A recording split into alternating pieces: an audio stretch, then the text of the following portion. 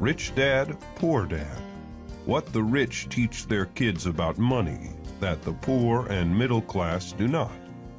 By Robert Kiyosaki. To parents everywhere, a child's first and most important teachers, and to all those who educate, influence, and lead by example.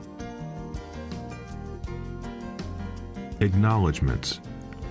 How does a person say thank you when there are so many people to thank?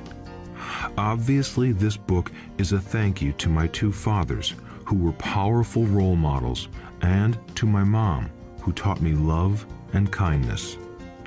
The person most responsible for this book becoming a reality is my wife, Kim, my partner in marriage, business, and in life. She makes my life complete. Introduction. Rich Dad, Poor Dad. Having two dads offered me the choice of contrasting points of view, one of a rich man and one of a poor man. I had two fathers, a rich one and a poor one. One was highly educated and intelligent. He had a PhD and completed 4 years of undergraduate work in less than 2 years. He then went on to Stanford University, the University of Chicago, and Northwestern University to do his advanced studies, all on full financial scholarships. The other father never finished the 8th grade. Both men were successful in their careers, working hard all their lives. Both earned substantial incomes, yet one always struggled financially. The other would become one of the richest men in Hawaii. One died, leaving tens of millions of dollars to his family, charities, and his church. The other left bills to be paid. Both men were strong, charismatic, and influential. Both men offered me advice, but they did not advise the same things. Both men believed strongly in education, but did not recommend the same course of study. If I had had only one dad, I would have had to accept or reject his advice. Having two dads offered me the choice of contrasting points of view, one of a rich man and one of a poor man. Instead of simply accepting or rejecting one or the other, I found myself thinking more, comparing, and then choosing for myself. The problem was that the rich man was not rich yet, and the poor man was not yet poor. Both were just starting out on their careers, and both were struggling with money and families. But they had very different points of view about money. For example, one dad would say, "The love of money is the root of all evil." The other said, "The lack of money is the root of all evil." As a young boy, having two strong fathers, both influencing me, was difficult. I wanted to be a good son and listen, but the two fathers did not say the same things. The contrast in their points of view, particularly about money, was so extreme that I grew curious and intrigued. I began to start thinking for long periods of time about what each was saying. Much of my private time was spent reflecting, asking myself questions such as, "Why does he say that?" and then asking the same question of the other dad's statement. It would have been much easier to simply say, "Yeah, he's right, I agree with that," or to simply reject the point of view by saying, "The old man doesn't know what he's talking about." Instead, having two dads whom I loved forced me to think and ultimately choose a way of thinking for myself. As a process, choosing for myself turned out to be much more valuable in the long run than simply accepting or rejecting a single point of view. One of the reasons the rich get richer, the poor get poorer, and the middle class struggles in debt is that the subject of money is taught at home, not in school. Most of us learn about money from our parents. So what can poor parents tell their child about money? They simply say, stay in school and study hard.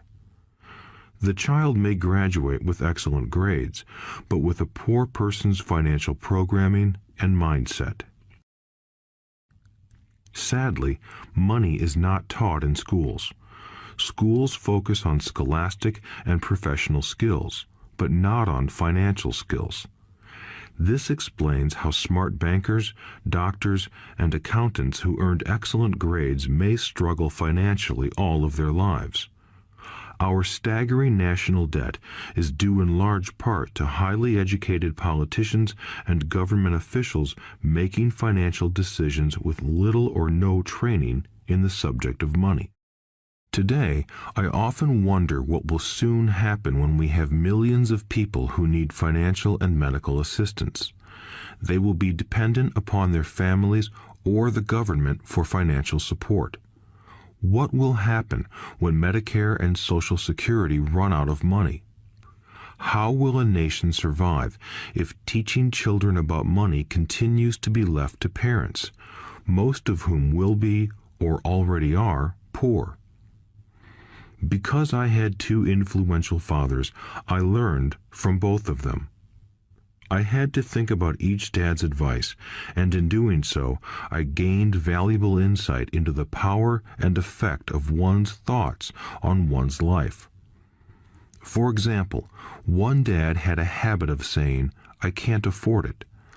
The other dad forbade those words to be used. He insisted I ask, "How can I afford it?" One is a statement, and the other is a question. One lets you off the hook, and the other forces you to think. My soon-to-be rich dad would explain that by automatically saying the words, "I can't afford it," your brain stops working. By asking the question, "How can I afford it?" your brain is put to work. He did not mean that you should buy everything you want.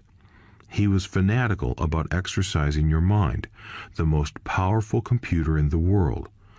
He'd say, "My brain gets stronger every day because I exercise it.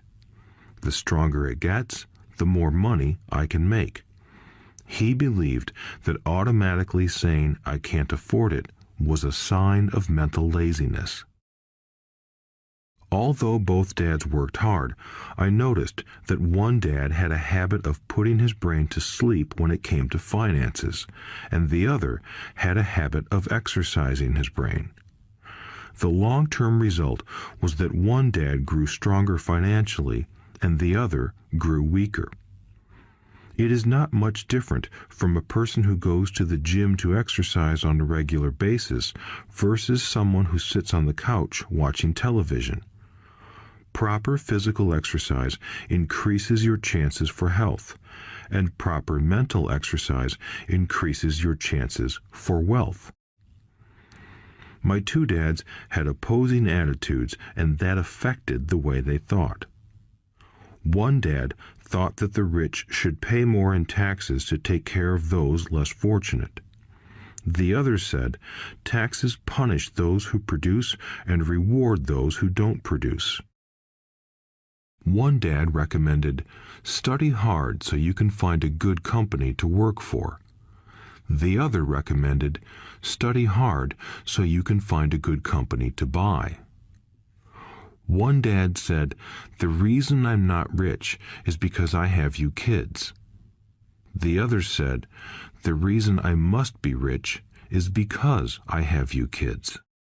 One encouraged talking about money and business at the dinner table, while the other forbade the subject of money to be discussed over a meal. One said, when it comes to money, play it safe. Don't take risks. The other said, learn to manage risk.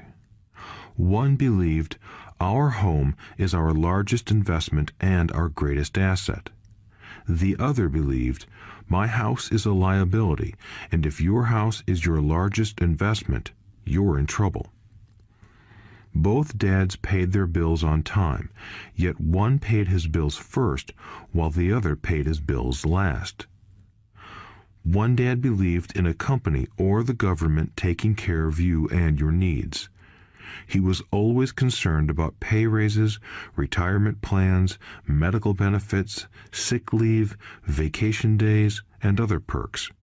He was impressed with two of his uncles who joined the military and earned a retirement and entitlement package for life after 20 years of active service.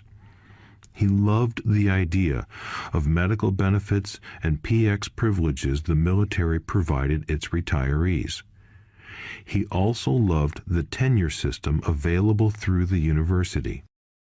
The idea of job protection for life and job benefits seemed more important at times than the job. He would often say, "I've worked hard for the government and I'm entitled to these benefits." The other believed in total financial self-reliance. He spoke out against the entitlement mentality and how it created weak and financially needy people. He was emphatic about being financially competent. One dad struggled to save a few dollars. The other created investments. One dad taught me how to write an impressive resume so I could find a good job. The other taught me how to write strong business and financial plans so I could create jobs. Being a product of two strong dads allowed me the luxury of observing the effects different thoughts have on one's life. I noticed that people really do shape their lives through their thoughts. For example, my poor dad always said, "I'll never be rich," and that prophecy became reality. My rich dad, on the other hand, always referred to himself as rich. He would say things like, "I'm a rich man and rich people don't do this."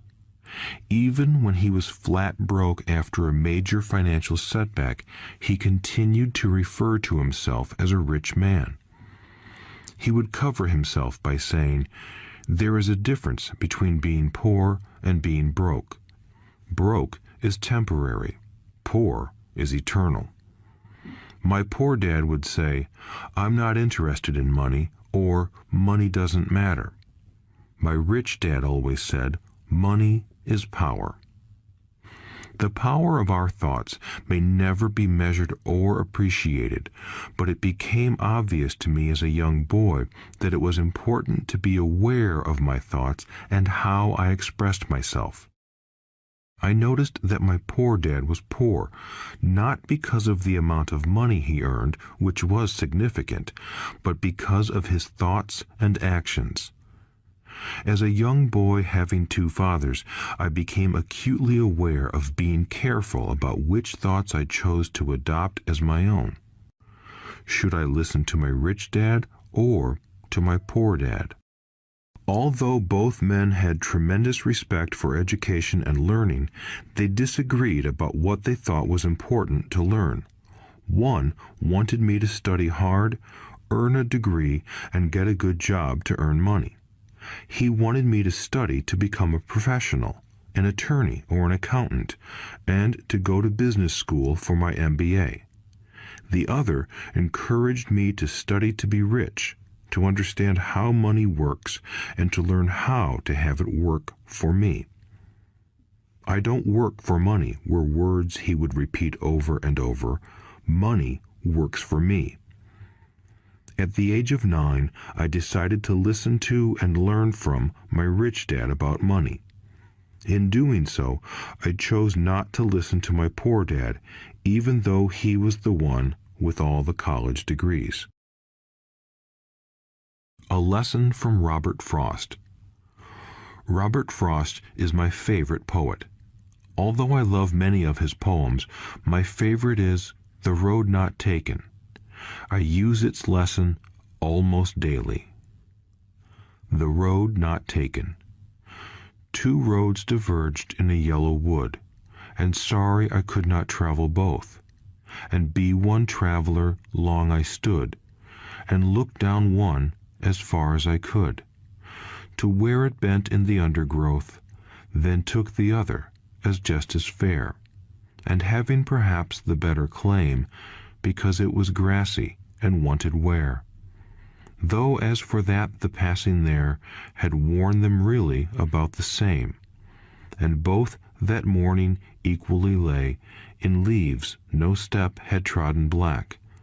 Oh, I kept the first for another day, yet knowing how way leads on to way, I doubted if I should ever come back. I shall be telling this with a sigh, somewhere ages and ages hence. Two roads diverged in a wood, and I took the one less traveled by, and that has made all the difference. And that has made all the difference. Over the years, I have often reflected upon Robert Frost's poem. Choosing not to listen to my highly educated dad's advice and attitude about money was a painful decision, but it was a decision that shaped the rest of my life. Once I made up my mind about whom to listen to, my education about money began. My rich dad taught me over a period of 30 years until I was 39 years old. He stopped once he realized that I knew and fully understood what he had been trying to drum into my often thick skull. Money is one form of power, but what is more powerful is financial education.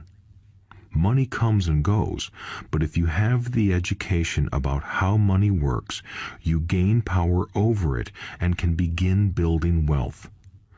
The reason positive thinking alone does not work is because most people went to school and never learned how money works, so they spend their lives working for money. Because I was only 9 years old when I started, the lessons my rich dad taught me were simple. And when it was all said and done, there were only 6 main lessons repeated over 30 years. This audiobook is about those 6 lessons, put as simply as possible, just as simply as my rich dad put forth those lessons to me. The lessons are meant not to be answers, but guideposts that will assist you and your children to grow wealthier no matter what happens in a world of increasing change and uncertainty. Chapter 1. Lesson 1. The rich don't work for money. The poor and the middle class work for money. The rich have money work for them. Dad, can you tell me how to get rich? My dad put down the evening paper. Why do you want to get rich, son? Because today Jimmy's mom drove up in their new Cadillac and they were going to their beach house for the weekend. He took 3 of his friends, but Mike and I weren't invited. They told us we weren't invited because we were poor kids. They did? My dad asked incredulously. Yeah, they did, I replied in a hurt tone.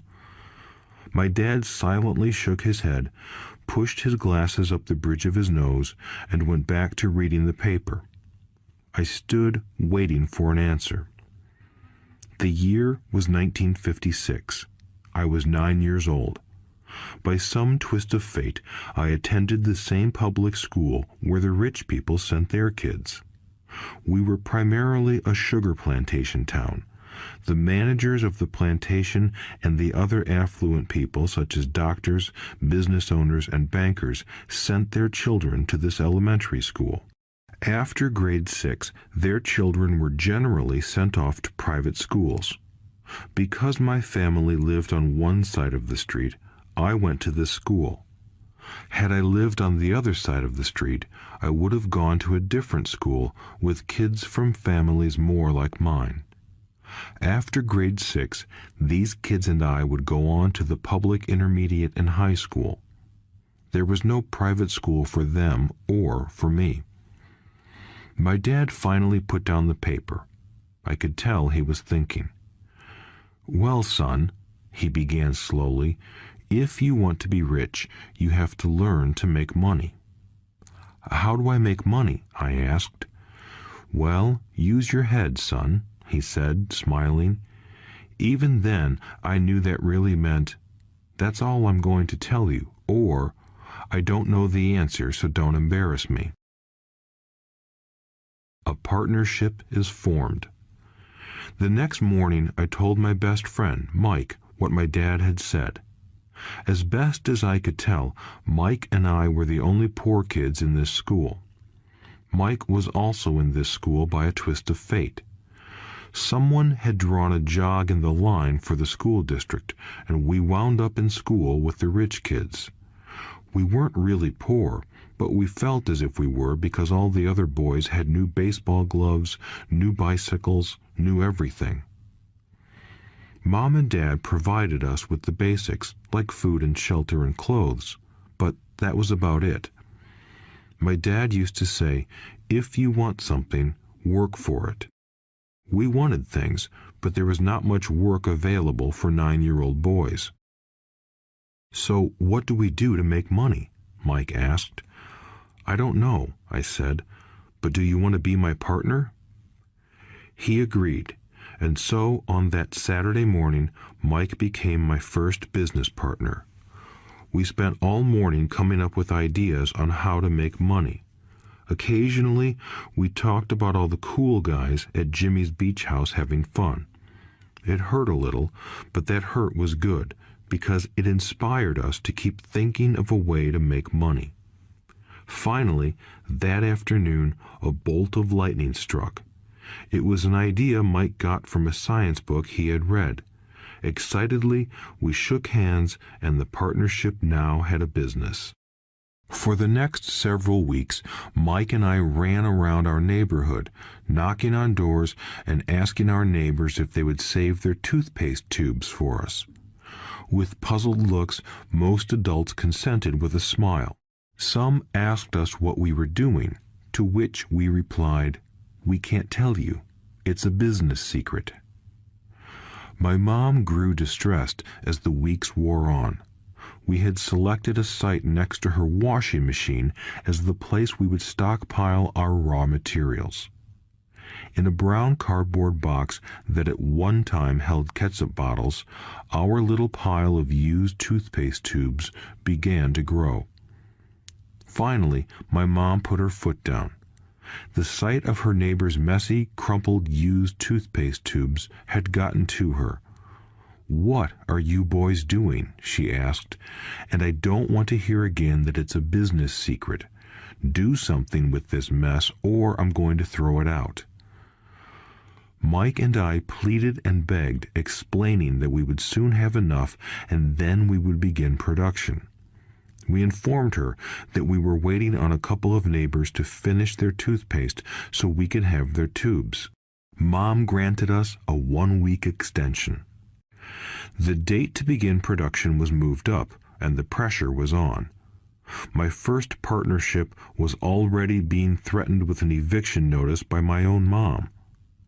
It became Mike's job to tell the neighbors to quickly use up their toothpaste, saying their dentist wanted them to brush more often anyway. I began to put together the production line. One day, my dad drove up with a friend to see 2 9-year-old boys in the driveway with a production line operating at full speed. There was fine white powder everywhere. On a long table were small milk cartons from school, and our family's hibachi grill was glowing with red-hot coals at maximum heat. Dad walked up cautiously, having to park the car at the base of the driveway since the production line blocked the carport. As he and his friend got closer, they saw a steel pot sitting on top of the coals in which the toothpaste tubes were being melted down. In those days, toothpaste did not come in plastic tubes. The tubes were made of lead, so once the paint was burned off, the tubes were dropped in the small steel pot. They melted until they became liquid, and with my mom's pot holders, we poured the lead through a small hole in the top of the milk cartons. The milk cartons were filled with plaster of Paris. White powder was everywhere. In my haste, I had knocked the bag over, and the entire area looked like it had been hit by a snowstorm. The milk cartons were the outer containers for plaster of Paris molds. My dad and his friend watched as we carefully poured the molten lead through a small hole in the top of the plaster of Paris cube. "Careful," my dad said. I nodded without looking up. Finally, once the pouring was through, I put the steel pot down and smiled at my dad. "What are you boys doing?" he asked with a cautious smile. "We're doing what you told me to do. We're going to be rich," I said. "Yup," said Mike, grinning and nodding his head. "We're partners." "And what is in those plaster molds?" my dad asked. "Watch," I said. "This should be a good batch." With a small hammer, I tapped at the seal that divided the cube in half. Cautiously, I pulled up the top half of the plaster mold, and a lead nickel fell out. "Oh my God," my dad said, "you're casting nickels out of lead." "That's right," Mike said. "We're doing as you told us to do. We're making money." My dad's friend turned and burst into laughter. My dad smiled and shook his head. Along with a fire and a box of spent toothpaste tubes, in front of him were two little boys covered with white dust, smiling from ear to ear. He asked us to put everything down and sit with him on the front step of our house. With a smile, he gently explained what the word counterfeiting meant. Our dreams were dashed. "You mean this is illegal?" asked Mike in a quivering voice. "Let them go," my dad's friend said. "They might be developing a natural talent." My dad glared at him. "Yes, it is illegal," my dad said gently, "but you boys have shown great creativity and original thought. Keep going. I'm really proud of you." Disappointed, Mike and I sat in silence for about 20 minutes before we began cleaning up our mess. The business was over on opening day. Sweeping the powder up, I looked at Mike and said, "I guess Jimmy and his friends are right. We are poor." My father was just leaving as I said that. "Boys," he said, "you're only poor if you give up. The most important thing is that you did something. Most people only talk and dream of getting rich. You've done something. I'm very proud of the two of you. I will say it again. Keep going. Don't quit." Mike and I stood there in silence. They were nice words, but we still did not know what to do. "So how come you're not rich, Dad?" I asked. "Because I chose to be a school teacher. School teachers really don't think about being rich. We just like to teach. I wish I could help you, but I really don't know how to make money." Mike and I turned and continued our cleanup. "I know," said my dad. "If you boys want to learn how to be rich, don't ask me. Talk to your dad, Mike." "My dad?" asked Mike with a scrunched-up face. "Yeah, your dad," repeated my dad with a smile. "Your dad and I have the same banker, and he raves about your father. He's told me several times that your father is brilliant when it comes to making money." "My dad?" Mike asked again in disbelief. "Then how come we don't have a nice car and a nice house like the rich kids at school?"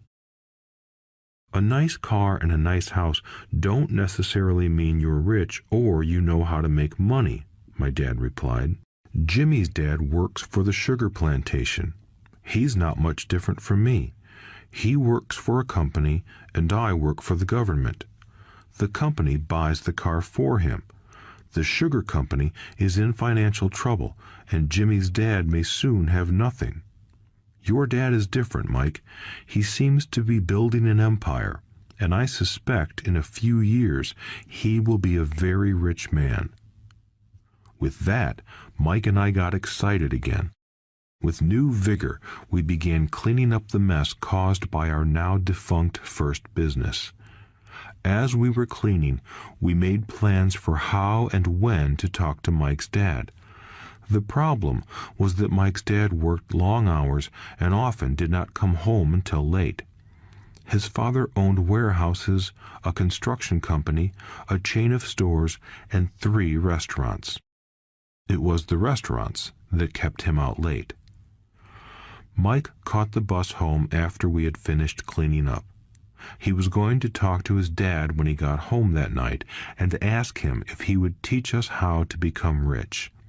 Mike promised to call as soon as he had talked to his dad, even if it was late. The phone rang at 8:30 p.m. "Okay," I said, "next Saturday." I put the phone down.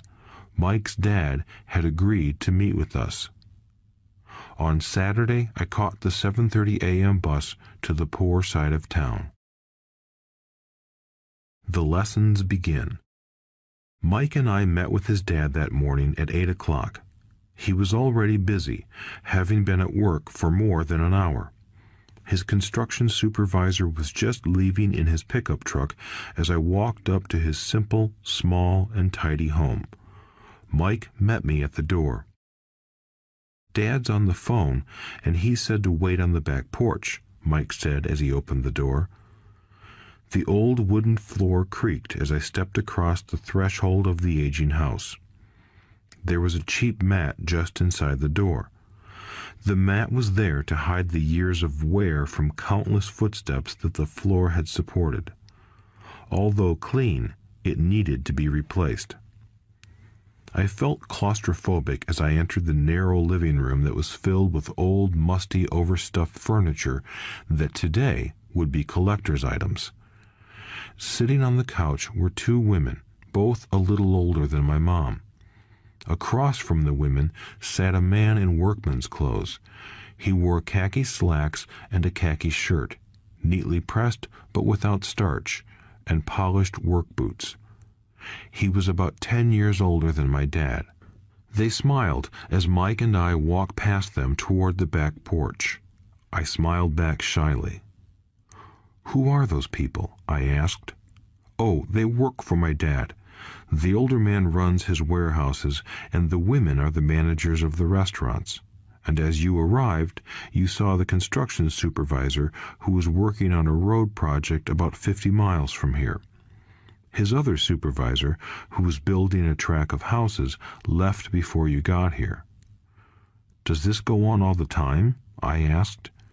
"Not always, but quite often," said Mike, smiling as he pulled up a chair to sit down next to me. "I asked my dad if he would teach us to make money," Mike said. "Oh, and what did he say to that?" I asked with cautious curiosity. "Well, he had a funny look on his face at first, and then he said he would make us an offer." "Oh," I said, rocking my chair back against the wall.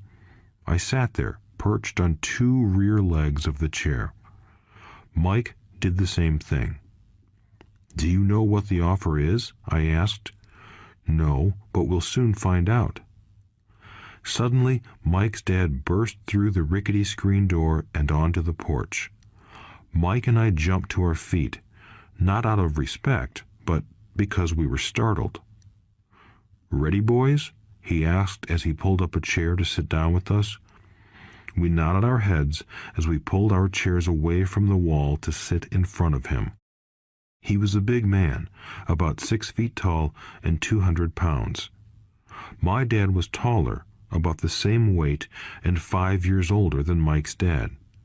They sort of looked alike, though not of the same ethnic makeup. Maybe their energy was similar. "Mike says you want to learn to make money.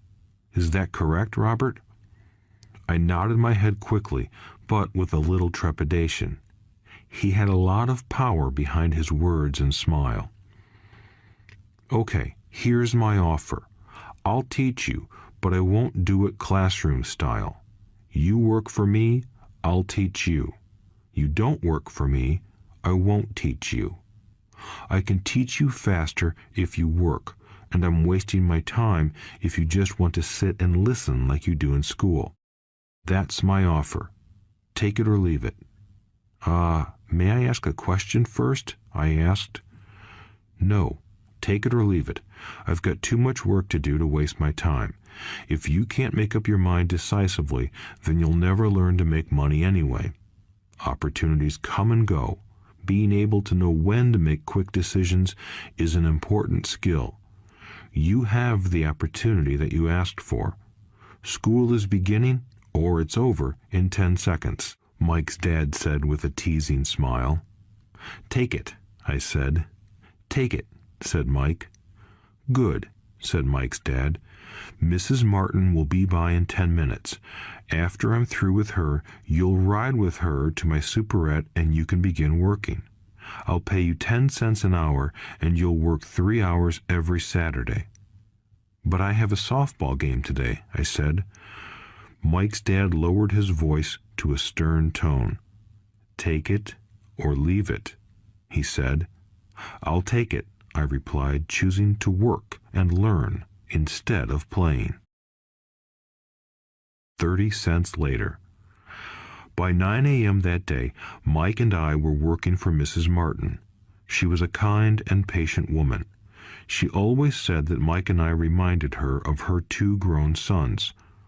Although kind, she believed in hard work and kept us moving. We spent 3 hours taking canned goods off the shelves, brushing each can with a feather duster to get the dust off, and then restacking them neatly. It was excruciatingly boring work. Mike's dad, whom I called my rich dad, owned 9 of these little superettes, each with a large parking lot. They were the early version of the 7-Eleven convenience stores, little neighborhood grocery stores where people bought items such as milk, bread, butter, and cigarettes. The problem was that this was Hawaii before air conditioning was widely used, and the stores could not close their doors because of the heat. On 2 sides of the store, the doors had to be wide open to the road and parking lot. Every time a car drove by or pulled into the parking lot, dust would swirl and settle in the store. We knew we had a job as long as there was no air conditioning.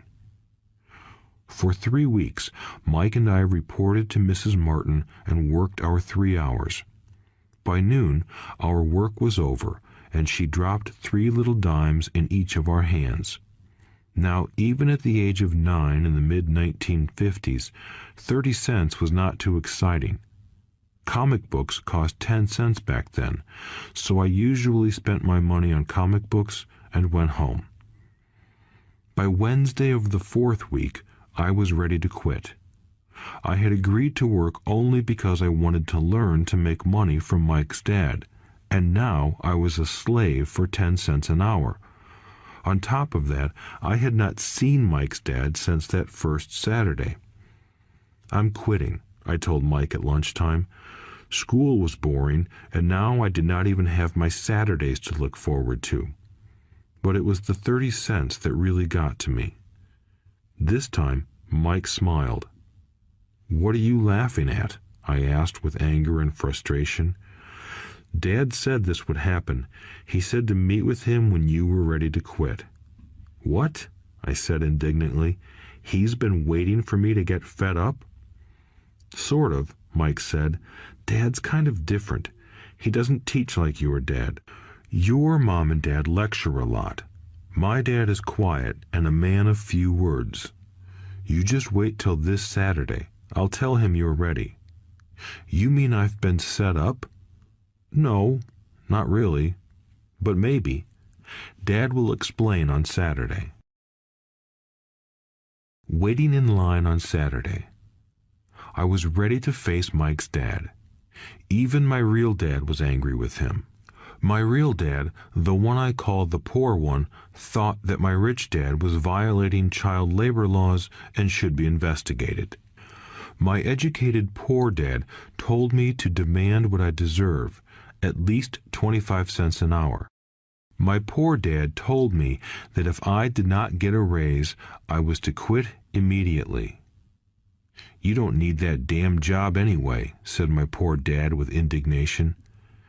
At 8 o'clock Saturday morning, I walked through the door of Mike's house when Mike's dad opened it. "Take a seat and wait in line," he said as I entered. He turned and disappeared into his little office next to a bedroom. I looked around the room and didn't see Mike anywhere. Feeling awkward, I cautiously sat down next to the same two women who were there 4 weeks earlier. They smiled and slid down the couch to make room for me. 45 minutes went by, and I was steaming. The two women had met with him and left 30 minutes earlier. An older gentleman was in there for 20 minutes and was also gone. The house was empty, and here I sat in a musty, dark living room on a beautiful sunny Hawaiian day, waiting to talk to a cheapskate who exploited children. I could hear him rustling around the office, talking on the phone, and ignoring me. I was ready to walk out, but for some reason I stayed. Finally, 15 minutes later, at exactly 9 o'clock, Rich Dad walked out of his office, said nothing, and signaled with his hand for me to enter. "I understand you want a raise or you're going to quit," Rich Dad said as he swiveled in his office chair. "Well, you're not keeping your end of the bargain," I blurted out, nearly in tears. It was really frightening for me to confront a grown-up. "You said that you would teach me if I worked for you. Well, I've worked for you. I've worked hard. I've given up my baseball games to work for you, but you haven't kept your word, and you haven't taught me anything. You are a crook like everyone in town thinks you are. You're greedy. You want all the money and don't take care of your employees. You made me wait and don't show me any respect. I'm only a little boy, but I deserve to be treated better." Rich Dad rocked back in his swivel chair, hands up to his chin, and stared at me. "Not bad," he said. "In less than a month, you sound like most of my employees."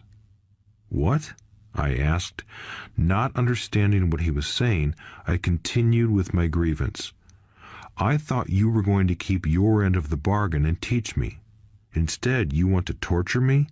That's cruel. That's really cruel." "I am teaching you," Rich Dad said quietly. "What have you taught me?" "Nothing," I said angrily. "You haven't even talked to me once since I agreed to work for peanuts. 10 cents an hour. Ha! I should notify the government about you. We have child labor laws, you know. My dad works for the government, you know." "Wow," said Rich Dad. "Now you sound just like most of the people who used to work for me. People I've either fired or who have quit." "So, what do you have to say?" I demanded, feeling pretty brave for a little kid. "You lied to me. I've worked for you, and you have not kept your word. You haven't taught me anything." "How do you know that I've not taught you anything?" asked Rich Dad calmly. "Well, you've never talked to me. I've worked for 3 weeks, and you have not taught me anything," I said with a pout. "Does teaching mean talking or a lecture?" Rich Dad asked. "Well, yes," I replied. "That's how they teach you in school," he said, smiling. "But that is not how life teaches you, and I would say that life is the best teacher of all. Most of the time, life does not talk to you. It just sort of pushes you around. Each push is life saying, 'Wake up, there's something I want you to learn.'" "What is this man talking about?" I asked myself silently. Life pushing me around was life talking to me? Now I knew I had to quit my job. I was talking to someone who needed to be locked up. If you learn life's lessons, you will do well. If not, life will just continue to push you around. People do two things. Some just let life push them around. Others get angry and push back. But they push back against their boss, or their job, or their husband or wife. They do not know it's life that's pushing. I had no idea what he was talking about. Life pushes all of us around. Some people give up and others fight. A few learn the lesson and move on. They welcome life pushing them around. To these few people, it means they need and want to learn something. They learn and move on. Most quit, and a few, like you, fight. Rich Dad stood and shut the creaky old wooden window that needed repair. If you learn this lesson, you will grow into a wise, wealthy, and happy young man. If you don't, you will spend your life blaming a job, low pay, or your boss for your problems. You'll live life always hoping for that big break that will solve all your money problems. Rich Dad looked over at me to see if I was still listening. His eyes met mine. We stared at each other, communicating through our eyes. Finally, I looked away once I had absorbed his message. I knew he was right. I was blaming him, and I did ask to learn. I was fighting. Rich Dad continued, "Or, if you are the kind of person who has no guts, you just give up every time life pushes you. If you are that kind of person, you'll live all your life playing it safe, doing the right things, saving yourself for some event that never happens. Then you die a boring old man. You'll have lots of friends who really like you because you were such a nice, hard-working guy. But the truth is that you let life push you into submission. Deep down, you were terrified of taking risks. You really wanted to win, but the fear of losing was greater than the excitement of winning. Deep inside, you and only you will know you didn't go for it. You chose to play it safe." Our eyes met again. "You've been pushing me around?" I asked. "Some people might say that," smiled Rich Dad. "I would say that I just gave you a taste of life." "What taste of life?" I asked, still angry, but now curious and ready to learn. "You boys are the first people that have ever asked me to teach them how to make money. I have more than 150 employees, and not one of them has asked me what I know about money. They ask me for a job and a paycheck, but never to teach them about money. So most will spend the best years of their lives working for money, not really understanding what it is they are working for." I sat there listening intently. "So when Mike told me you wanted to learn how to make money, I decided to design a course that mirrored real life. I could talk until I was blue in the face, but you wouldn't hear a thing. So I decided to let life push you around a bit so you could hear me. That's why I only paid you 10 cents. "So what is the lesson I learned from working for only 10 cents an hour?" I asked. "That you're cheap and exploit your workers?" Rich Dad rocked back and laughed heartily. Finally, he said, "You'd best change your point of view. Stop blaming me and thinking I'm the problem. If you think I'm the problem, then you have to change me. If you realize that you're the problem, then you can change yourself, learn something, and grow wiser. Most people want everyone else in the world to change but themselves. Let me tell you, it's easier to change yourself than everyone else." "I don't understand," I said. "Don't blame me for your problems," Rich Dad said, growing impatient. "But you only pay me 10 cents. "So what are you learning?" Rich Dad asked, smiling. "That you're cheap," I said with a sly grin. "See, you think I'm the problem," said Rich Dad. "But you are. Well, keep that attitude and you'll learn nothing. Keep the attitude that I'm the problem, and what choices do you have?" "Well, if you don't pay me more or show me more respect and teach me, I'll quit." "Well put," Rich Dad said, and that's exactly what most people do. They quit and go looking for another job, a better opportunity and higher pay, actually thinking that this will solve the problem. In most cases, it won't. So what should I do? I asked. Just take this measly 10 cents an hour and smile? Rich Dad smiled. That's what the other people do. But that's all they do, waiting for a raise, thinking that more money will solve their problems.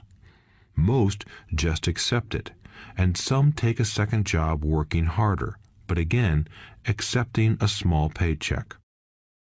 I sat staring at the floor, beginning to understand the lesson Rich Dad was presenting. I could sense it was a taste of life. Finally, I looked up and asked, "So what will solve the problem?" "This," he said, leaning forward in his chair and tapping me gently on the head. "This stuff between your ears." It was at that moment that Rich Dad shared the pivotal point of view that separated him from his employees and my poor dad, and led him to eventually become one of the richest men in Hawaii, while my highly educated but poor dad struggled financially all his life. It was a singular point of view that made all the difference over a lifetime. Rich Dad said this point of view over and over, which I call lesson number 1. The poor and the middle class work for money. The rich have money work for them. On that bright Saturday morning, I learned a completely different point of view from what I had been taught by my poor dad. At the age of 9, I understood that both dads wanted me to learn. Both dads encouraged me to study, but not the same things. My highly educated dad recommended that I do what he did. "Son, I want you to study hard, get good grades so you can find a safe, secure job with a big company, and make sure it has excellent benefits." My rich dad wanted me to learn how money works so I could make it work for me. These lessons I would learn through life with his guidance, not because of a classroom. My rich dad continued my first lesson. "I'm glad you got angry about working for 10 cents an hour. If you hadn't got angry and had simply accepted it, I would have to tell you that I could not teach you. You see, true learning takes energy, passion, and a burning desire. Anger is a big part of that formula, for passion is anger and love combined. When it comes to money, most people want to play it safe and feel secure, so passion does not direct them. Fear does." "So is that why they'll take jobs with low pay?" I asked. "Yes," said Rich Dad. "Some people say I exploit people because I don't pay as much as the sugar plantation or the government. I say the people exploit themselves. It's their fear, not mine." "But don't you feel you should pay them more?" I asked. "I don't have to. And besides, more money will not solve their problems. Just look at your dad. He makes a lot of money, and he still can't pay his bills. Most people, given more money, only get into more debt." "So that's why the 10 cents an hour," I said, smiling. "It's part of the lesson." "That's right," smiled Rich Dad. "You see, your dad went to school and got an excellent education so he could get a high-paying job. But he still has money problems because he never learned anything about money in school. On top of that, he believes in working for money." "And you don't?" I asked. "No, not really," said Rich Dad. "If you want to learn to work for money, then stay in school. That is a great place to learn to do that. But if you want to learn how to have money work for you, then I will teach you that. But only if you want to learn." "Wouldn't everyone want to learn that?" I asked. No, said Rich Dad, simply because it's easier to learn to work for money, especially if fear is your primary emotion when the subject of money is discussed. I don't understand, I said with a frown. Don't worry about that for now. Just know that it's fear that keeps most people working at a job. The fear of not paying their bills, the fear of being fired, the fear of not having enough money, and the fear of starting over. That's the price of studying to learn a profession or trade and then working for money. Most people become a slave to money and then get angry at their boss. Learning to have money work for you is a completely different course of study? I asked. Absolutely, Rich Dad answered. Absolutely. We sat in the silence on that beautiful Hawaiian Saturday morning. My friends had just started their Little League baseball game, but for some reason I was now thankful I had decided to work for 10 cents an hour. I sensed that I was about to learn something my friends wouldn't learn in school. Ready to learn? Asked Rich Dad. Absolutely, I said with a grin. I have kept my promise. I've been teaching you from afar, my Rich Dad said. At 9 years old, you've gotten a taste of what it feels like to work for money. Just multiply your last month by 50 years, and you will have an idea of what most people spend their life doing. I don't understand, I said. How did you feel waiting in line to see me, once to get hired and once to ask for more money? Terrible, I said. If you choose to work for money, that is what life will be like, said Rich Dad. And how did you feel when Mrs. Martin dropped 3 dimes in your hand for 3 hours of work? I felt like it wasn't enough. It seemed like nothing. I was disappointed, I said. And that is how most employees feel when they look at their paychecks, especially after all the tax and other deductions are taken out. At least you got 100%. You mean most workers don't get paid everything? I asked with amazement. Heavens no, said Rich Dad. The government always takes its share first. How do they do that? I asked. Taxes, said Rich Dad. You're taxed when you earn. You're taxed when you spend. You're taxed when you save. You're taxed when you die. Why do people let the government do that to them? The rich don't, said Rich Dad with a smile. The poor and the middle class do. I'll bet you that I earn more than your dad, yet he pays more in taxes. How can that be? I asked. At my age, that made no sense to me. Why would someone let the government do that to them? Rich Dad rocked slowly and silently in his chair, just looking at me. Ready to learn? He asked. I nodded my head slowly. As I said, there is a lot to learn. Learning how to have money work for you is a lifetime study.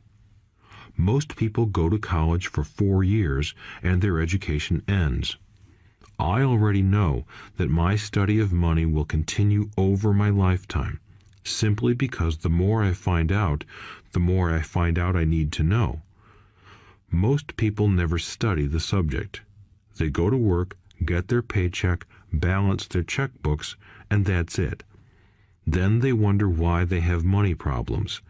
They think that more money will solve the problem, and don't realize that it's their lack of financial education that is the problem. So my dad has tax problems because he doesn't understand money? I asked, confused. Look, said Rich Dad, taxes are just one small section on learning how to have money work for you. Today, I just wanted to find out if you still have the passion to learn about money. Most people don't. They want to go to school, learn a profession, have fun at their work, and earn lots of money. One day they wake up with big money problems, and then they can't stop working. That's the price of only knowing how to work for money instead of studying how to have money work for you. So, do you still have the passion to learn? Asked Rich Dad. I nodded my head. Good, said Rich Dad. Now get back to work. This time I will pay you nothing. What? I asked in amazement. You heard me. Nothing. You will work the same 3 hours every Saturday, but this time you will not be paid 10 cents per hour. You said you wanted to learn to not work for money, so I'm not going to pay you anything. I couldn't believe what I was hearing. I've already had this conversation with Mike, and he's already working, dusting and stacking canned goods for free. You'd better hurry and get back there. That's not fair, I shouted. You've got to pay something. You said you wanted to learn. If you don't learn this now, you'll grow up to be like the 2 women and the older man sitting in my living room, working for money and hoping I don't fire them. Or, like your dad, earning lots of money only to be in debt up to his eyeballs, hoping more money will solve the problem. If that's what you want, I'll go back to our original deal of 10 cents an hour. Or you can do what most adults do. Complain that there is not enough pay, quit, and go looking for another job. But what do I do? I asked. Rich Dad tapped me on the head. Use this, he said. If you use it well, you will soon thank me for giving you an opportunity, and you will grow into a rich man. I stood there, still not believing what a raw deal I was handed. I came to ask for a raise, and somehow I was instead working for nothing. Rich Dad tapped me on the head again and said, Use this. Now, get out of here and get back to work. Lesson number 1. The rich don't work for money. I didn't tell my poor dad I wasn't being paid. He wouldn't have understood, and I didn't want to try to explain something I didn't understand myself. For 3 more weeks, Mike and I worked 3 hours every Saturday for nothing. The work didn't bother me, and the routine got easier. But it was the missed baseball games and not being able to afford to buy a few comic books that got to me. Rich Dad stopped by at noon on the 3rd week. We heard his truck pull up in the parking lot and sputter when the engine was turned off. He entered the store and greeted Mrs. Martin with a hug. After finding out how things were going in the store, he reached into the ice cream freezer, pulled out 2 bars, paid for them, and signaled to Mike and me. Let's go for a walk, boys. We crossed the street, dodging a few cars, and walked across a large grassy field where a few adults were playing softball. Sitting down at a lone picnic table, he handed Mike and me the treats. How's it going, boys? Okay, Mike said. I nodded in agreement. Learn anything yet? Rich Dad asked. Mike and I looked at each other, shrugged our shoulders, and shook our heads in unison. Avoiding one of life's biggest traps. Well, you boys had better start thinking. You're staring at one of life's biggest lessons. If you learn it, you'll enjoy a life of great freedom and security. If you don't, you'll wind up like Mrs. Martin and most of the people playing softball in this park. They work very hard for little money, clinging to the illusion of job security and looking forward to a 3-week vacation each year and maybe a skimpy pension after 45 years of service. If that excites you, I'll give you a raise to 25 cents an hour. But these are good, hard-working people. Are you making fun of them? I demanded. A smile came over Rich Dad's face. Mrs. Martin is like a mother to me. I would never be that cruel. I may sound unkind because I'm doing my best to point something out to the 2 of you. I want to expand your point of view so you can see something most people never have the benefit of seeing because their vision is too narrow. Most people never see the trap they are in. Mike and I sat there, uncertain of his message. He sounded cruel, yet we could sense he was trying to drive home a point. With a smile, Rich Dad said, "Doesn't that 25 cents an hour sound good? Doesn't it make your heart beat a little faster?" I shook my head no, but it really did. 25 cents an hour would be big bucks to me. "Okay, I'll pay you $1 an hour," Rich Dad said, with a sly grin. Now my heart started to race. My brain was screaming, "Take it! Take it!" I could not believe what I was hearing. Still, I said nothing. "Okay, $2 an hour." My little brain and heart nearly exploded. After all, it was 1956, and being paid $2 an hour would have made me the richest kid in the world. I couldn't imagine earning that kind of money. I wanted to say yes. I wanted the deal. I could picture a new bicycle, new baseball glove, and the adoration of my friends when I flashed some cash. On top of that, Jimmy and his rich friends could never call me poor again. But somehow, my mouth stayed shut. The ice cream had melted and was running down my hand. Rich Dad was looking at two boys staring back at him, eyes wide open and brains empty.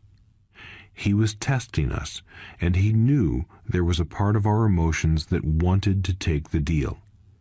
He understood that every person has a weak and needy part of their soul that can be bought, and he knew that every individual also had a part of their soul that was resilient and could never be bought. It was only a question of which one was stronger. "Okay, $5 an hour." Suddenly, I was silent. Something had changed. The offer was too big and ridiculous. Not many grown-ups in 1956 made more than that, but quickly my temptation disappeared and calm set in. Slowly, I turned to my left to look at Mike. He looked back at me. The part of my soul that was weak and needy was silenced. The part of me that had no price took over. I knew Mike had gotten to that point too. "Good," said Rich Dad softly. "Most people have a price, and they have a price because of human emotions named fear and greed. First, the fear of being without money motivates us to work hard, and then, once we get that paycheck, greed or desire starts us thinking about all the wonderful things money can buy. The pattern is then set." "What pattern?" I asked. "The pattern of get up, go to work, pay bills, get up, go to work, pay bills." People's lives are forever controlled by two emotions, fear and greed. Offer them more money, and they continue the cycle by increasing their spending. This is what I call the rat race. "There is another way?" Mike asked. "Yes," said Rich Dad slowly, "but only a few people find it." "And what is that way?" Mike asked. "That's what I hope you boys will learn as you work and study with me. That is why I took away all forms of pay." "Any hints?" Mike asked. "We're kind of tired of working hard, especially for nothing." "Well, the first step is telling the truth," said Rich Dad. "We haven't been lying," I said. "I did not say you were lying. I said to tell the truth," Rich Dad retorted. "The truth about what?" I asked. "How you're feeling," Rich Dad said. "You don't have to say it to anyone else. Just admit it to yourself." "You mean the people in this park, the people who work for you, Mrs. Martin, they don't do that?" I asked. "I doubt it," said Rich Dad. "Instead, they feel the fear of not having money. They don't confront it logically. They react emotionally instead of using their heads, Rich Dad said. Then they get a few bucks in their hands, and again the emotions of joy, desire, and greed take over. And again they react instead of think. So their emotions control their brain, Mike said. That's correct, said Rich Dad. Instead of admitting the truth about how they feel, they react to their feelings and fail to think. They feel the fear, so they go to work, hoping that money will soothe the fear, but it doesn't. It continues to haunt them, and they return to work, hoping again that money will calm their fears, and again it doesn't. Fear keeps them in this trap of working, earning money, hoping the fear will go away. But every day they get up, and that old fear wakes up with them. For millions of people, that old fear keeps them awake all night, causing a night of turmoil and worry. So they get up and go to work, hoping that a paycheck will kill that fear gnawing at their souls. Money is running their lives, and they refuse to tell the truth about that. Money is in control of their emotions and their souls. Rich Dad sat quietly, letting his words sink in. Mike and I had heard what he said, but didn't understand fully what he was talking about. I just knew that I often wondered why grown-ups hurried off to work. It did not seem like much fun, and they never looked that happy, but something kept them going. Realizing we had absorbed as much as possible of what he was talking about, Rich Dad said, "I want you boys to avoid that trap. That is really what I want to teach you. Not just to be rich, because being rich does not solve the problem." "It doesn't?" I asked, surprised. "No, it doesn't. Let me explain the other emotion, desire. Some call it greed, but I prefer desire. It's perfectly normal to desire something better, prettier, more fun, or exciting. So people also work for money because of desire. They desire money for the joy they think it can buy. But the joy that money brings is often short-lived, and they soon need more money for more joy, more pleasure, more comfort, and more security. So they keep working, thinking money will soothe their souls that are troubled by fear and desire. But money can't do that. "Even rich people do this?" Mike asked. "Rich people included," said Rich Dad. "In fact, the reason many rich people are rich isn't because of desire, but because of fear. They believe that money can eliminate the fear of being poor, so they amass tons of it, only to find the fear gets worse. Now they fear losing the money. I have friends who keep working even though they have plenty. I know people who have millions who are more afraid now than when they were poor. They're terrified of losing it all. The fears that drove them to get rich got worse. That weak and needy part of their soul is actually screaming louder. They don't want to lose the big houses, the cars, and the high life money has bought them. They worry about what their friends would say if they lost all their money. Many are emotionally desperate and neurotic, although they look rich and have more money." "So is a poor man happier?" I asked. "No, I don't think so," replied Rich Dad. "The avoidance of money is just as psychotic as being attached to money." As if on cue, the town derelict went past our table, stopping by the large rubbish can and rummaging around in it. The three of us watched him with great interest, when before we probably would have just ignored him.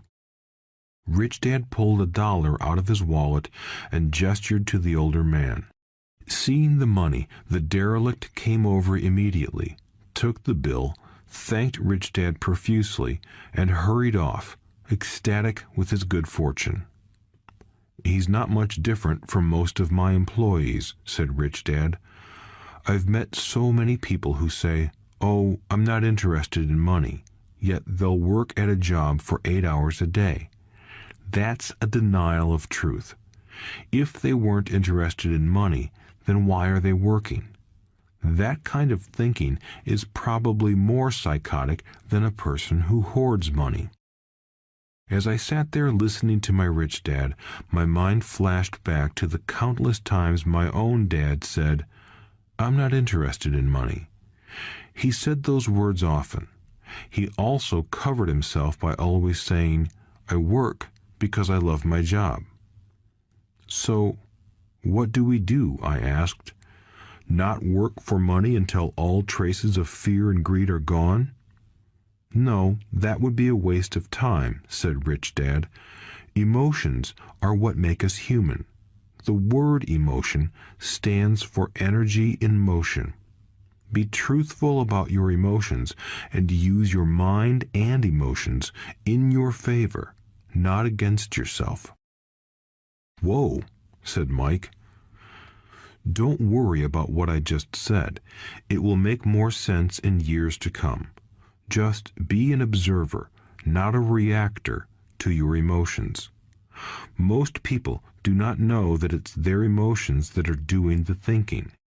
Your emotions are your emotions, but you have got to learn to do your own thinking." "Can you give me an example?" I asked. "Sure," replied Rich Dad. "When a person says, 'I need to find a job,' it's most likely an emotion doing the thinking. Fear of not having money generates that thought." "But people do need money if they have bills to pay," I said. "Sure they do," smiled Rich Dad. "All I'm saying is that it's fear that is all too often doing the thinking." "I don't understand," said Mike. "For example," said Rich Dad, "if the fear of not having enough money arises, instead of immediately running out to get a job, they instead might ask themselves this question: will a job be the best solution to this fear over the long run? In my opinion, the answer is no. A job is really a short-term solution to a long-term problem." "But my dad is always saying, 'Stay in school and get good grades so you can find a safe, secure job,'" I interjected, somewhat confused. "Yes, I understand he says that," said Rich Dad, smiling. "Most people recommend that, and it's a good path for most people. But people make that recommendation primarily out of fear." "You mean my dad says that because he's afraid?" "Yes," said Rich Dad. "He's terrified that you won't earn enough money and won't fit into society. Don't get me wrong. He loves you and wants the best for you. I, too, believe an education and a job are important, but it won't handle the fear. You see, that same fear that makes him get up in the morning to earn a few bucks is the fear that is causing him to be so fanatical about your going to school." "So what do you recommend?" I asked. "I want to teach you to master the power of money instead of being afraid of it. They don't teach that in school, and if you don't learn it, you become a slave to money." It was finally making sense. He wanted us to widen our views and to see what the Mrs. Martins of this world couldn't see. He used examples that sounded cruel at the time, but I've never forgotten them. My vision widened that day, and I began to see the trap that lay ahead for most people. "You see, we're all employees ultimately. We just work at different levels," said Rich Dad. "I just want you boys to have a chance to avoid the trap caused by those two emotions, fear and desire. Use them in your favor, not against you. That's what I want to teach you. I'm not interested in just teaching you to make a pile of money. That won't handle the fear or desire. If you don't first handle fear and desire, and you get rich, you'll only be a highly paid slave. So how do we avoid the trap? I asked. The main cause of poverty or financial struggle is fear and ignorance, not the economy or the government or the rich. It's self-inflicted fear and ignorance that keep people trapped. So you boys go to school and get your college degrees, and I'll teach you how to stay out of the trap. The pieces of the puzzle were appearing. My highly educated dad had a great education and a great career, but school never told him how to handle money or his fear of it. It became clear that I could learn different and important things from two fathers. So you've been talking about the fear of not having money. How does the desire for money affect our thinking? Mike asked. How did you feel when I tempted you with a pay raise? Did you notice your desires rising? We nodded our heads. By not giving in to your emotions, you were able to delay your reactions and think. That is important. We will always have emotions of fear and greed. From here on in, it's imperative for you to use those emotions to your advantage, and for the long term to not let your emotions control your thinking. Most people use fear and greed against themselves. That's the start of ignorance.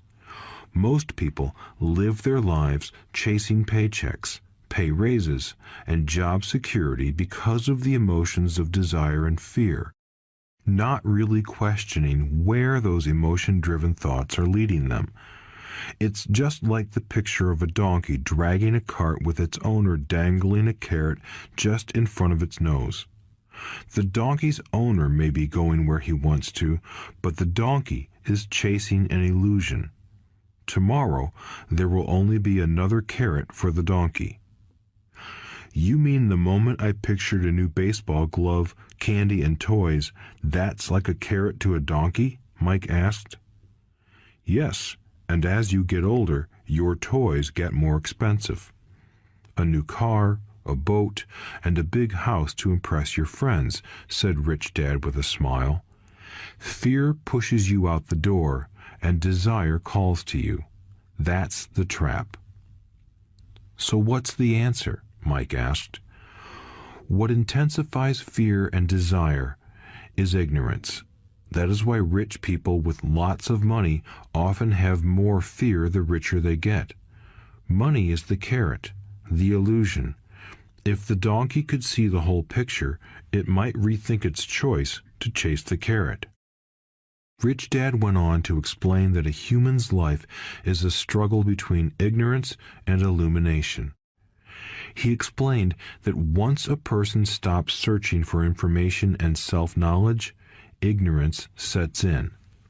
That struggle is a moment-to-moment decision to learn to open or close one's mind. Look, school is very important. You go to school to learn a skill or profession to become a contributing member of society. Every culture needs teachers, doctors, mechanics, artists, cooks, business people, police officers, firefighters, and soldiers. Schools train them so society can thrive and flourish, said Rich Dad. Unfortunately, for many people, school is the end, not the beginning. There was a long silence. Rich Dad was smiling. I didn't comprehend everything he said that day, but, as with most great teachers, his words continued to teach for years. I've been a little cruel today, said Rich Dad, but I want you to always remember this talk. I want you to always think of Mrs. Martin, and I want you always to remember that donkey. Never forget that fear and desire can lead you into life's biggest trap if you are not aware of them controlling your thinking. To spend your life living in fear, never exploring your dreams, is cruel.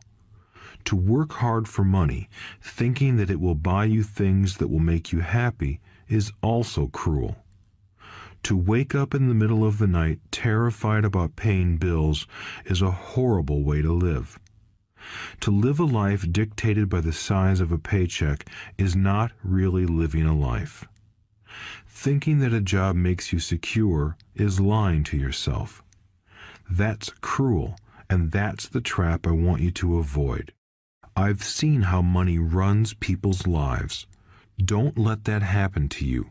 Please, don't let money run your life.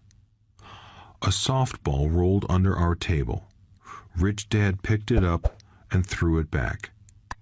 So what does ignorance have to do with greed and fear? I asked. Because it is ignorance about money that causes so much greed and fear, said Rich Dad. Let me give you some examples. A doctor, wanting more money to better provide for his family, raises his fees. By raising his fees, it makes healthcare more expensive for everyone. It hurts the poor people the most, so they have worse health than those with money. Because the doctors raise their fees, the attorneys raise their fees. Because the attorneys' fees have gone up, school teachers want a raise, which raises our taxes, and on and on and on. Soon, there will be such a horrifying gap between the rich and the poor that chaos will break out and another great civilization will collapse. History proves that great civilizations collapse when the gap between the haves and have-nots is too great. Sadly, America is on that same course because we haven't learned from history. We only memorize historical dates and names, not the lesson. Aren't prices supposed to go up? I asked. In an educated society with a well-run government, prices should actually come down. Of course, that is often only true in theory. Prices go up because of greed and fear caused by ignorance. If schools taught people about money, there would be more money and lower prices. But schools focus only on teaching people to work for money, not how to harness money's power. But don't we have business schools? Mike asked. And haven't you encouraged me to go for my MBA? Yes, said Rich Dad, but all too often business schools train employees to become sophisticated bean counters. Heaven forbid a bean counter takes over a business. All they do is look at the numbers, fire people, and kill the business. I know this because I hire bean counters. All they think about is cutting costs and raising prices, which cause more problems. Bean counting is important. I wish more people knew it, but it, too, is not the whole picture, added Rich Dad angrily. So, is there an answer? Asked Mike. Yes, said Rich Dad. Learn to use your emotions to think, not think with your emotions. When you boys mastered your emotions by agreeing to work for free, I knew there was hope. When you again resisted your emotions when I tempted you with more money, you were again learning to think in spite of being emotionally charged. That's the first step. Why is that step so important? I asked. Well, that's up to you to find out. If you want to learn, I'll take you boys into the briar patch, a place almost everyone else avoids.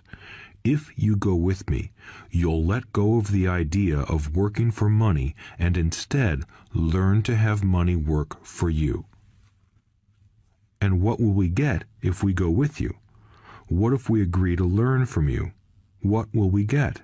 I asked. The same thing Brer Rabbit got, said Rich Dad, referring to the classic children's story. Is there a briar patch? I asked. Yes, said Rich Dad. The briar patch is our fear and greed. Confronting fear, weaknesses, and neediness by choosing our own thoughts is the way out. Choosing our thoughts? Mike asked, puzzled. Yes, choosing what we think rather than reacting to our emotions. Instead of just getting up and going to work because not having the money to pay your bills is scaring you, ask yourself, is working harder at this the best solution to this problem? Most people are too afraid to rationally think things through and instead run out the door to a job they hate. The tar baby is in control. That's what I mean by choosing your thoughts. And how do we do that? Mike asked. That's what I will teach you. I'll teach you to have a choice of thoughts rather than a knee-jerk reaction, like gulping down your morning coffee and running out the door. Remember what I said before. A job is only a short-term solution to a long-term problem. Most people have only one problem in mind, and it's short-term. It's the bills at the end of the month, the tar baby. Money controls their lives, or should I say the fear and ignorance about money controls it. So they do as their parents did. They get up every day and go work for money, not taking the time to ask the question, is there another way? Their emotions now control their thinking, not their heads. Can you tell the difference between emotions thinking and the head thinking? Mike asked. Oh yes, I hear it all the time, said Rich Dad. I hear things like, well, everyone has to work, or the rich are crooks, or I'll get another job, I deserve this raise, you can't push me around, or I like this job because it's secure. No one asks, is there something I'm missing here? Which would break through the emotional thought and give you time to think clearly. As we headed back to the store, Rich Dad explained that the rich really did make money. They did not work for it. He went on to explain that when Mike and I were casting 5-cent pieces out of lead, thinking we were making money, we were very close to thinking the way the rich think. The problem was that creating money is legal for the government and banks to do, but illegal for us to do. There are legal ways to create money from nothing, he told us. Rich Dad went on to explain that the rich know that money is an illusion, truly like the carrot for the donkey. It's only out of fear and greed that the illusion of money is held together by billions of people who believe that money is real. It's not. Money is really made up. It is only because of the illusion of confidence and the ignorance of the masses that this house of cards stands. He talked about the gold standard that America was on, and that each dollar bill was actually a silver certificate. What concerned him was the rumor that we would someday go off the gold standard and our dollars would no longer be backed by something tangible. If that happens, boys, all hell will break loose. The poor, the middle class, and the ignorant will have their lives ruined simply because they will continue to believe that money is real and that the company they work for, or the government, will look after them. We really did not understand what he was saying that day, but over the years, it made more and more sense. Seeing what others miss.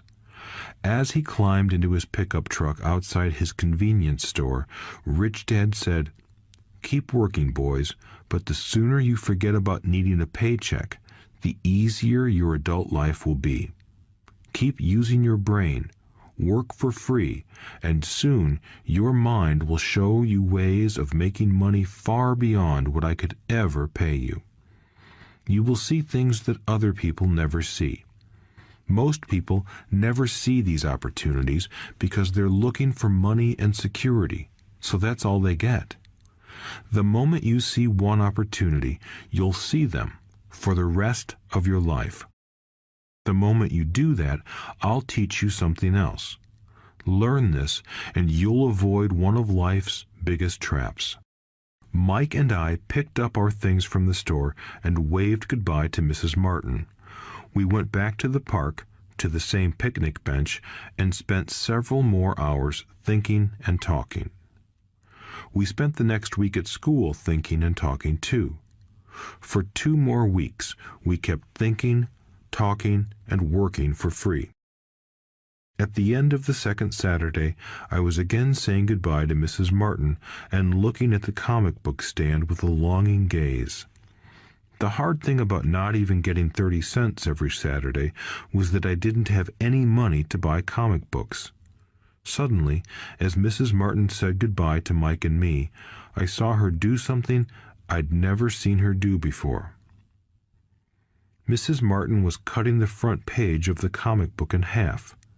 She kept the top half of the comic book cover and threw the rest of the book into a large cardboard box. When I asked her what she did with the comic books, she said, "I throw them away. I give the top half of the cover back to the comic book distributor for credit when he brings in the new comics. He's coming in an hour." Mike and I waited for an hour.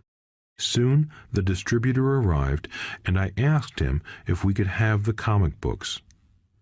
To my delight, he said, "You can have them if you work for this store and do not resell them." Remember our old business partnership? Well, Mike and I revived it. Using a spare room in Mike's basement, we began piling hundreds of comic books in that room. Soon, our comic book library was open to the public. We hired Mike's younger sister, who loved to study, to be head librarian. She charged each child 10 cents admission to the library, which was open from 2:30 p.m. to 4:30 p.m. every day after school. The customers, the children of the neighborhood, could read as many comics as they wanted in 2 hours. It was a bargain for them since a comic cost 10 cents each, and they could read 5 or 6 in 2 hours. Mike's sister would check the kids as they left to make sure they weren't borrowing any comic books. She also kept the books, logging in how many kids showed up each day, who they were, and any comments they might have. Mike and I averaged $9.50 per week over a 3-month period. We paid his sister $1 a week and allowed her to read the comics for free, which she rarely did since she was always studying. Mike and I kept our agreement by working in the store every Saturday and collecting all the comic books from the different stores. We kept our agreement to the distributor by not selling any comic books. We burned them once they got too tattered. We tried opening a branch office, but we could never quite find someone as trustworthy and dedicated as Mike's sister. At an early age, we found out how hard it was to find good staff. 3 months after the library first opened, a fight broke out in the room. Some bullies from another neighborhood pushed their way in, and Mike's dad suggested we shut down the business. So our comic book business shut down, and we stopped working on Saturdays at the convenience store. But Rich Dad was excited because he had new things he wanted to teach us. He was happy because we had learned our first lessons so well. We learned to make money work for us. By not getting paid for our work at the store, we were forced to use our imaginations to identify an opportunity to make money. By starting our own business, the comic book library, we were in control of our own finances, not dependent on an employer. The best part was that our business generated money for us even when we weren't physically there. Our money worked for us. Instead of paying us money, Rich Dad had given us so much more. Chapter 2. Lesson 2. Why teach financial literacy? It's not how much money you make, it's how much money you keep. In 1990, Mike took over his father's empire and is, in fact, doing a better job than his dad did. We see each other once or twice a year on the golf course. He and his wife are wealthier than you can imagine. Rich Dad's empire is in great hands, and Mike is now grooming his son to take his place, as his dad had groomed us. In 1994, I retired at the age of 47, and my wife Kim was 37. Retirement does not mean not working. For us, it means that, barring unforeseen cataclysmic changes, we can work or not work, and our wealth grows automatically, staying ahead of inflation. Our assets are large enough to grow by themselves. It's like planting a tree. You water it for years, and then one day it doesn't need you anymore. Its roots are implanted deep enough.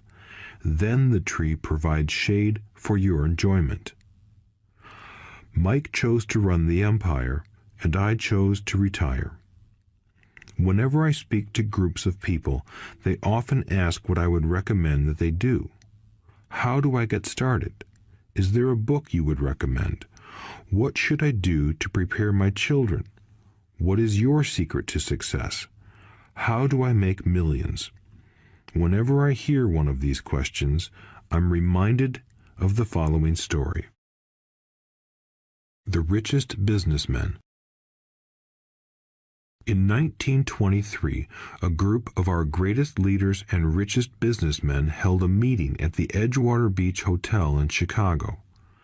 Among them were Charles Schwab, head of the largest independent steel company; Samuel Insull, president of the world's largest utility; Howard Hobson, head of the largest gas company; Ivar Kruger, president of International Match Company, one of the world's largest companies at that time; Leon Fraser, president of the Bank of International Settlements; Richard Whitney, president of the New York Stock Exchange; Arthur Cotton and Jesse Livermore, two of the biggest stock speculators; and Albert Fall, a member of President Harding's cabinet. 25 years later, 9 of these titans ended their lives as follows. Schwab died penniless after living for 5 years on borrowed money. Insull died broke in a foreign land, and Kruger and Cotton also died broke. Hobson went insane. Whitney and Albert Fall were released from prison, and Fraser and Livermore committed suicide. I doubt if anyone can say what really happened to these men. If you look at the date, 1923, it was just before the 1929 market crash and the Great Depression, which I suspect had a great impact on these men and their lives. The point is this. Today, we live in times of greater and faster change than these men did. I suspect there will be many booms and busts in the coming years that will parallel the ups and downs these men faced. I am concerned that too many people are too focused on money and not on their greatest wealth, their education. If people are prepared to be flexible, keep an open mind, and learn, they will grow richer and richer despite tough changes. If they think money will solve problems, they will have a rough ride. Intelligence solves problems and produces money. Money without financial intelligence is money soon gone. Most people fail to realize that in life, it's not how much money you make, it's how much money you keep. We've all heard stories of lottery winners who are poor, then suddenly rich, and then poor again. They win millions, yet are soon back where they started. Or stories of professional athletes who at the age of 24 are earning millions, but are sleeping under a bridge 10 years later. I remember a story of a young basketball player who a year ago had millions. Today, at just 29, he claims his friends, attorney, and accountant took his money, and he was forced to work at a car wash for minimum wage. He was fired from the car wash because he refused to take off his championship ring as he was wiping off the cars. His story made national news, and he is appealing his termination, claiming hardship and discrimination. He claims that the ring is all he has left, and if it was stripped away, he'll crumble. I know so many people who became instant millionaires, and while I am glad some people have become richer and richer, I caution them that in the long run, it's not how much money you make. It's how much you keep and how many generations you keep it. So when people ask, "Where do I get started?" or "Tell me how to get rich quick," they often are greatly disappointed with my answer. I simply say to them what my rich dad said to me when I was a little kid. If you want to be rich, you need to be financially literate. That idea was drummed into my head every time we were together. As I said, my educated dad stressed the importance of reading books, while my rich dad stressed the need to master financial literacy. If you are going to build the Empire State Building, the first thing you need to do is dig a deep hole and pour a strong foundation. If you are going to build a home in the suburbs, all you need to do is pour a 6-inch slab of concrete. Most people, in their drive to get rich, are trying to build an Empire State Building on a 6-inch slab. Our school system, created in the agrarian age, still believes in homes with no foundation. Dirt floors are still the rage. So kids graduate from school with virtually no financial foundation.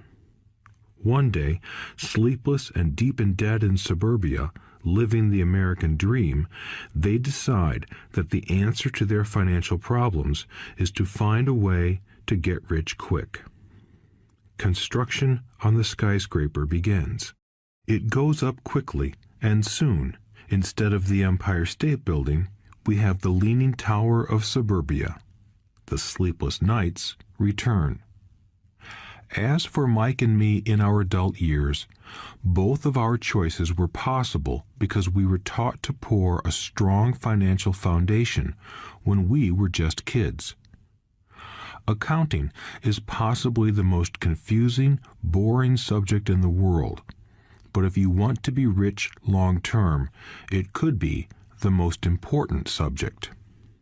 For Rich Dad, the question was how to take a boring and confusing subject and teach it to kids. The answer he found was to make it simple by teaching it in pictures. My rich dad poured a strong financial foundation for Mike and me. Since we were just kids, he created a simple way to teach us. For years, he only drew pictures and used few words. Mike and I understood the simple drawings, the jargon, the movement of money, and then in later years, Rich Dad began adding numbers. Today, Mike has gone on to master much more complex and sophisticated accounting analysis because he had to in order to run his empire. I am not as sophisticated because my empire is smaller, yet we come from the same simple foundation. Over the following pages, we will discuss those same simple line drawings Mike's dad created for us. Though basic, those drawings helped guide two little boys in building great sums of wealth on a solid and deep foundation. Rule number 1. You must know the difference between an asset and a liability, and buy assets. If you want to be rich, this is all you need to know. It is rule number 1. It is the only rule. This may sound absurdly simple, but most people have no idea how profound this rule is. Most people struggle financially because they do not know the difference between an asset and a liability. Rich people acquire assets. The poor and middle class acquire liabilities that they think are assets, said Rich Dad. When Rich Dad explained this to Mike and me, we thought he was kidding. Here we were, nearly teenagers, and waiting for the secret to getting rich, and this was his answer. It was so simple that we stopped for a long time to think about it. "What is an asset?" asked Mike. "Don't worry right now," said Rich Dad. "Just let the idea sink in.